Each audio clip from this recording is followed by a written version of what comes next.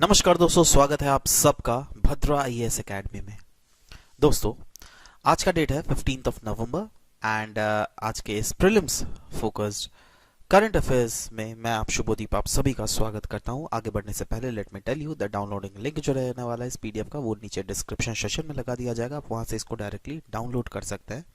आते हैं सबसे पहले यहाँ पे न्यूज में रिगार्डिंग फ्रेंड शोरिंग प्लान। यह एक प्लान है जो कि यूएस के द्वारा लाया जा रहा है। नाउ सवाल होता है दैट यूएस इस प्लान को परस्यू क्यों कर रही है, जिससे जो like minded trusted trading partners है ना, उनके साथ यूएसए जो अपना इकोनॉमिक इंटीग्रेशन उसको डीपन अप करना चाहती है। देखो अभी क्या है ना, मेन जो प्रॉब्लम है वो दुनिया में सप्लाई चेन को रिलेटेड है। दुनिया की वेरियस कंट्रीज जो है चाइना के ऊपर डिपेंडेंट है सप्लाई चेन के रिलेटेड, राइट। अब उसको डाइवर्सिफाई करना है, राइट। अब क्या होता है ना, यूएस जो काम करती है ना, दुनिया उसको फॉलो करती है, क्योंकि US is very much stable economy ना, इसीलिए, राइट। तो इसीलिए ये जो फ्रेंड शोरिंग प्लान है या फिर फ्रेंड शोरिंग अप्रोच है, इसका मतलब ही यह है दैट यूएस डिप्लॉय करने वाली है ऐसी इकोनॉमिक पॉलिसीज जिससे वहां के जो कंपनीज है ना, उनको इनकरेज किया जाएगा दैट देखो भाई, आप जो अपने बिजनेस और मैन्युफैक्चरिंग जो है ना, वो वैसे कंट्रीज के साथ ज्यादा कीजिए जो कि लाइक माइंडेड है।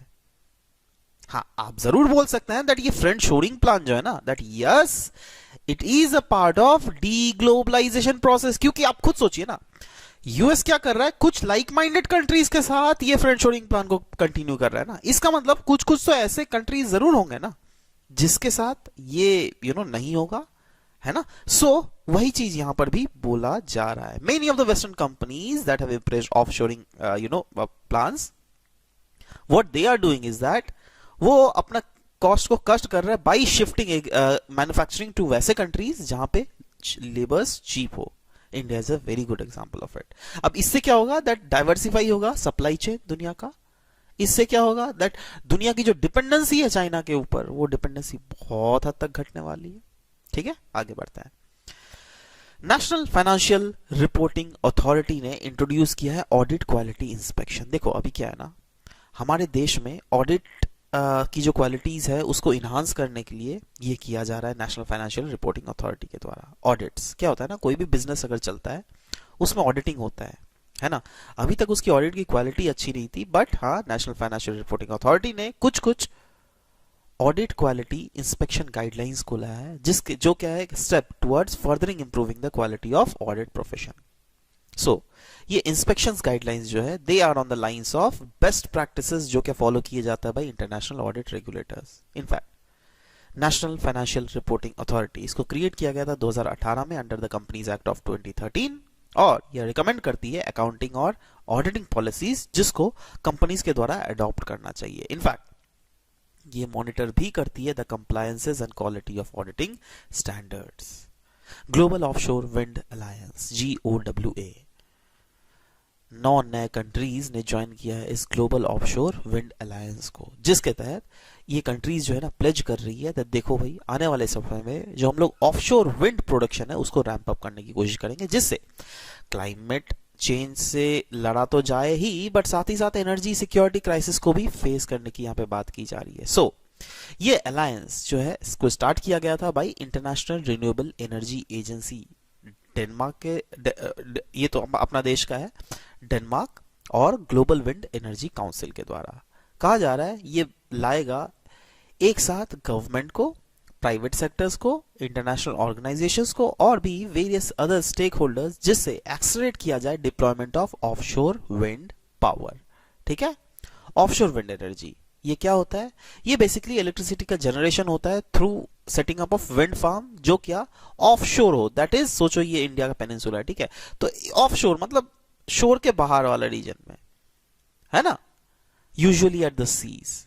They are higher wind speed off shore, क्योंकि देखो अब देखो यहाँ पे जैसे लैंड के ऊपर अगर जाना पेड़ पौधा बिल्डिंग, इसके कारण विंड ब्रेक हो जाता है, ठीक है, उतना स्मूथली। बट इन रीजन्स में जो है ओशियंस वाले रीजन में, सी के ऊपर, तो यहाँ पे विंड्स ब्रेक होने की प्रोबेबिलिटी बहुत कम होती है, इसलिए यहाँ पर रिस्पेक्टिवली ज्यादा विंड का जनरेशन होने का प्रोबेबिलिटी, और वही जो है इसके अंडर में भी किया जा रहा है।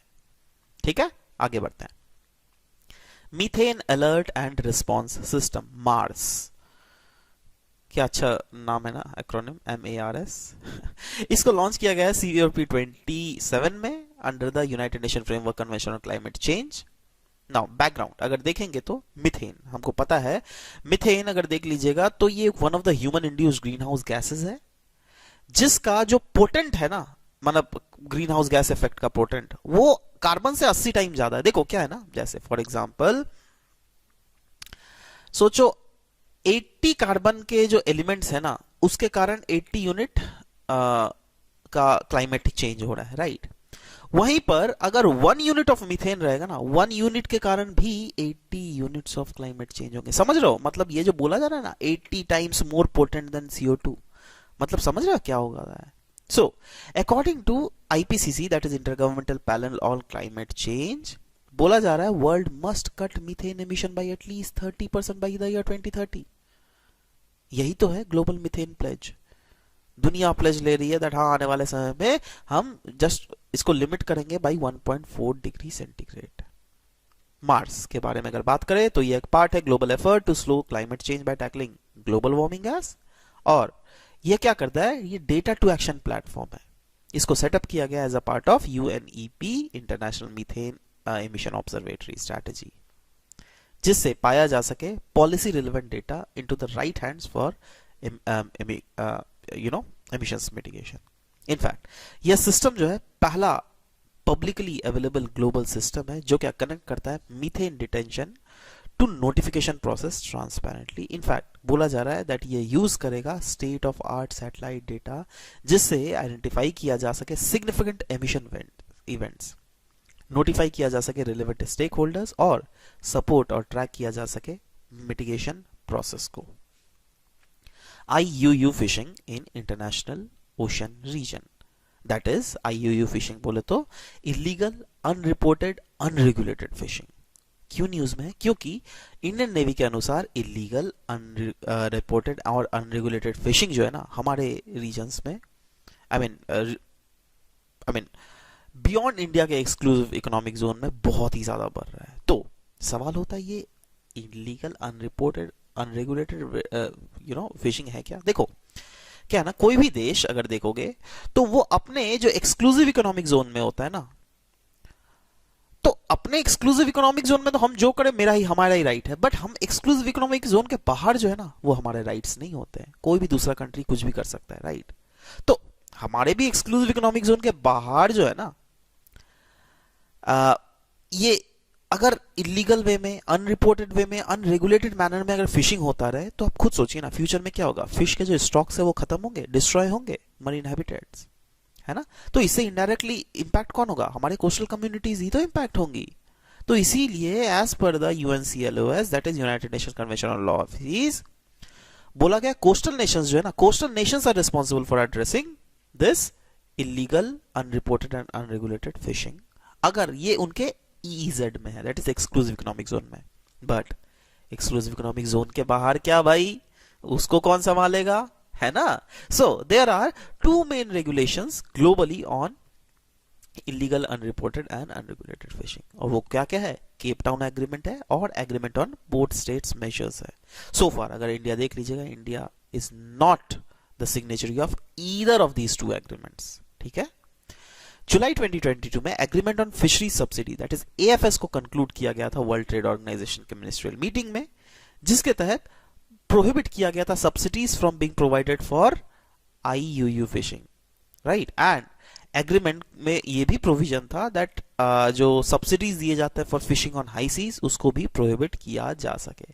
तो इसका मतलब क्या है, इसका मतलब तो इनडायरेक्टली एक कमर कसना था ना over illegal unreported and illegal fishings, I mean unregulated fishings in higher seize.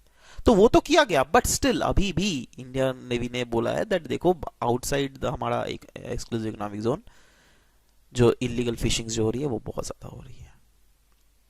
India का पहला multi modal logistic park Reliance industries limited को बनाने के लिए मिला है, और ये रिलायंस इंडस्ट्रीज लिमिटेड जो है तमिलनाडु के चेन्नई में ये करने वाली है। So multi modal logistic park ये ऑफिशियली डिफाइन किया जाता है as a freight handling facility with minimum area of 100 acres, है ना, और इसको एक्सेस मिलेगा बहुत सारे ट्रांसपोर्ट एक्सेस का, रेलवेज, रोडवेज, राइट।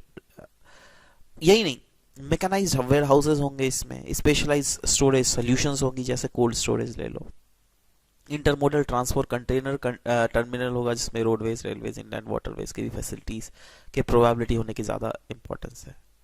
तो इसका इंपॉर्टेंस ये है दैट ये जब चेन्नई में खुलेगा तो स्ट्रैटेजिकली ये लोकेट होगा चेन्नई पोर्ट से 52 किलोमीटर अवे, इन्नोर पोर्ट से 80 किलोमीटर अवे, और कतुपल्ली एयरपोर्ट से 87 किलोमीटर अवे। मतलब कहीं ना कहीं फोकल पॉइंट ऑफ लॉजिस्टिक होगा यह सदर्न हमारे रीजन का। और आपको तो पता ही है रिसेंटली हमारा नेशनल लॉजिस्टिक पॉलिसी है और पीएम गति शक्ति स्कीम। सो इसके तहत कहीं ना कहीं एम क्या है दैट लॉजिस्टिक के कॉस्ट को हमें घटाना है, क्योंकि हमारे देश में प्रॉब्लम यही है ना दैट लॉजिस्टिक कॉस्ट अगर देख लीजिएगा अराउंड 14% ऑफ जीडीपी है। अब दूसरे के विदेशों में देखोगे ये बहुत कम है, इसलिए तो विदेशों से जो एक्सपोर्ट होता है बहुत ज्यादा होता है ना।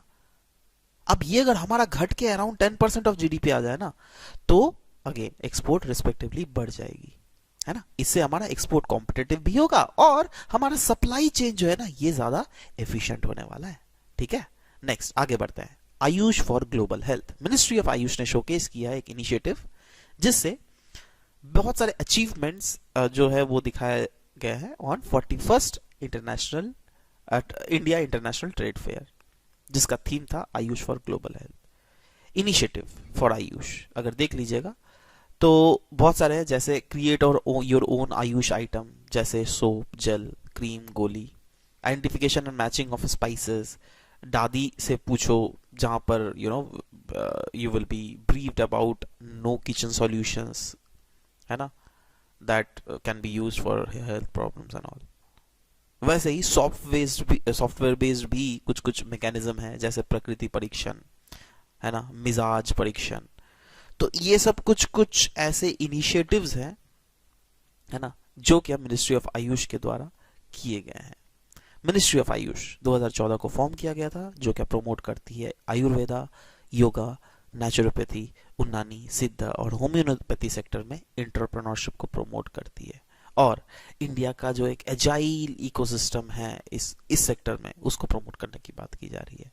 इनिशिएटिव्स बहुत सारे लिए गए, जैसे national Ayush mission, Ayush gram, scheme for voluntary certification of yoga professional, medicinal plant produce. तो ये सब कुछ कुछ ऐसे इनिशिएटिव्स है जो क्या आयुष मिनिस्ट्री के द्वारा आज तक हमारे देश में लिए गए हैं। नेक्स्ट जूनोटिक डिजीज के बारे में हम लोग यहाँ पे डिस्कस करने वाले हैं, जहां पर बताया गया है दैट इंडिया का जो शेयर है it is one of the highest zoonotic disease burden along with Ethiopia, Nigeria and Tanzania। ठीक है, नाउ जिसमें pigs and poultry ये कहा जा रहा है that they have become mixing vehicles for viruses, that is बोला जा रहा है that देखो अभी जो है ना pigs और poultry यही these are becoming host, right। अब ये host है, अब इनके थ्रू ह्यूमन में ये जूनोटिक डिजीज फैल रही है। जूनोटिक डिजीज होता क्या है पता है? जूनोटिक डिजीज यही तो है, ये वैसे डिजीज है जो क्या ह्यूमन जानवरों से ह्यूमंस में आ रही है। कहा जा रहा है इंडिया में out of 13 live stock disease जो है ना 4 तो ऐसे डिजीज है जो कि जूनोटिक है। रिसेंटली एक डिजीज था lumpy skin disease, though it is not zoonotic but still zoonotic disease are those which passes from animals or insects to human, जैसे एंथ्रैक्स, कुत्ता काट लेगा, क्या होगा ये जूनोटिक डिजीज ही तो होगा, रेबीज, है ना। तो these are zoonotic disease. In fact एक यूनाइटेड नेशंस का रिपोर्ट भी है, पता है, रिसेंटली रिलीज हुआ है कोविड-19 के बाद ही। उसमें बताया गया है दैट लास्ट 170 साल में 9 एपिडेमिक्स हमने देखने को मिला है। ठीक है, लास्ट तो 9 epidemics among the livestock have spilled over the people and 6 of them has emerged since 1990s। 1990s के बाद तो और भी यह ज्यादा हो गया है। ठीक है, नेक्स्ट लॉफ्टेड मिशन, नासा के द्वारा इसको कंप्लीट किया गया एक टेक्नोलॉजी डेमोन्स्ट्रेशन जिसका का नाम है LOFTID, that is stands for low earth orbit flight test of inflatable decelerator mission. यह एक कोन शेप्ड स्ट्रक्चर है जो कि इन्फ्लेटेबल है, जिसको फुलाया जा सकता है। अब इससे क्या होगा ना दैट ये जो है ना ड्रैग फोर्सेस के अगेंस्ट काम करता है। दैट बाई चांस सोच लीजिए कल को आपको कोई स्पेसक्राफ्ट को स्पेस से नीचे उतारना है, तो स्पेसक्राफ्ट को इसके भीतर भर के आपको नीचे अर्थ के भीतर छोड़ देना है आपको, ठीक है। इससे क्या होगा, दैट ड्रैग फोर्सेस के कारण जो पहले स्पेसक्राफ्ट बर्बाद होने का प्रोबेबिलिटी होता था वो बर्बाद नहीं होगा। In fact it will also have a protective flexible thermal protection system, जो क्या प्रोटेक्ट करेगी इसको from the heat generated during re entry, है ना। मतलब देखो ये क्या है ना, दैट ये एक वही बोला जा रहा है दैट जब एक स्पेसक्राफ्ट या फिर कोई दूसरा चीज इंटर करता है प्लैनेट के एटमॉस्फेयर को, ड्रैग फोर्स के कारण जो है ना वो स्लो डाउन हो जाता है, जिसके और उसका काइनेटिक एनर्जी हीट एनर्जी में कन्वर्ट हो जाता है, राइट। बट इसके इनफ्लेटेबल स्ट्रक्चर्स के कारण ये ड्रैग फोर्स को बहुत हद तक घटा देगा, जिससे ये हीट जनरेशन जो होगा वो बहुत हद तक घट जाएगा। इसीलिए तो यहाँ पे बोला जा रहा है, इसके यूजेजेस अगर देखिएगा बहुत ज्यादा यूजेजेस है। जैसे मैसिव जो ऑब्जेक्ट्स होते हैं from the earth, sorry from the space, उसको हम अर्थ में वापस लाया जा सकता है। Not only from the space, international space station से ही ले लीजिए। यही नहीं, it will also help land humans on Mars. It is used for bringing back rocket assets after they are launched, right? So this is all about the discussion for today's class, guys. We will be meeting in next session. Till then, bye bye, take care, and thank you for listening to the whole video. Thank you very much.